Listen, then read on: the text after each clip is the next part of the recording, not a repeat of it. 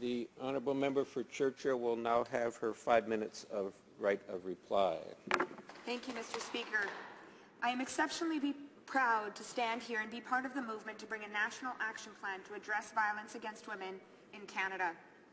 I would like to thank my sisters and brothers in the NDP who have joined me in championing this critical issue. Since the beginning of my time as an MP in every region of the country, I have heard from women who have experienced violence.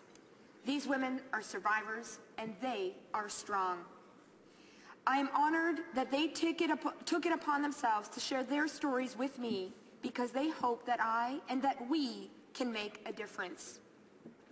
I want to thank every single person who placed their trust in me and our team to bring their voices forward in this House.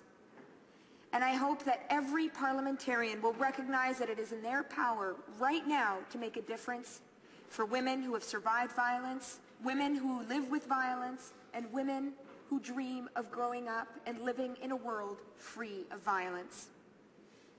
Women, Mr. Speaker, are strong as hell. And all studies, statistics, and common sense proves that when women are secure and thriving, so too are their families, their communities, and our societies. When women are empowered to advocate for themselves and take up space in politics and business and activism, we see all people everywhere reap the benefits. This is the Canada I want to live in.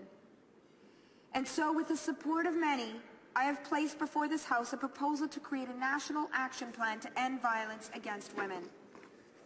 The YWCA, the Canadian Network of Shelters and Transition Houses, Dawn Canada, the Native Women's Association of Canada, and the Families of Sisters in Spirit, along with quite a few other major national anti-violence organizations, have done tireless work to coordinate consensus and awareness around a national action plan. And I want to thank them for their work.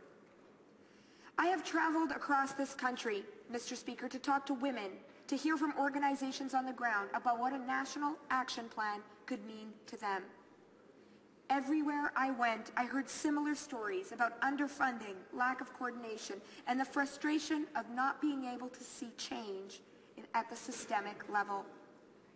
In Victoria, BC, we heard from Victoria Pruden at the Bridges for Women Society, who said, "We at Bridges for Women Society wholeheartedly support the call for a national plan of action on violence against women. Every day we see not only the human cost of violence to women and children, but the economic cost of violence and trauma to Canadians. We need a national action plan now."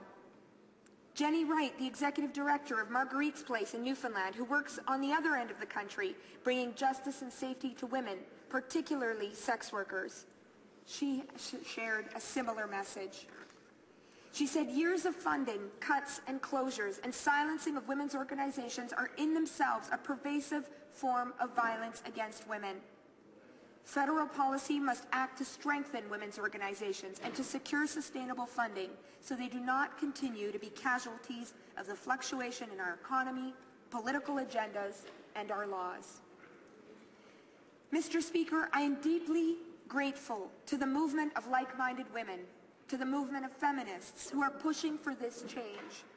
And I will remind the members of this House that a national action plan has been enacted with great success elsewhere in the world, countries like Australia and the United States. The vote on this motion could be the first among many positive steps towards healing and empowerment. I have been east, west, north, south. I've been in urban centers and rural communities, and I've been to First Nations and Métis communities. And what is clear is what we must listen to women. We must listen to their stories of intersectional oppression, to Indigenous women, disabled women, women of color, refugee women, queer women, and trans women. They are all facing major systemic challenges which leave them increasingly vulnerable to violence. There is much work we can do to help. All we need to do is listen to their words. The need for action of this kind is one of the most urgent issues facing our country. And I hope we can see past our partisan aspirations to take real action on this front.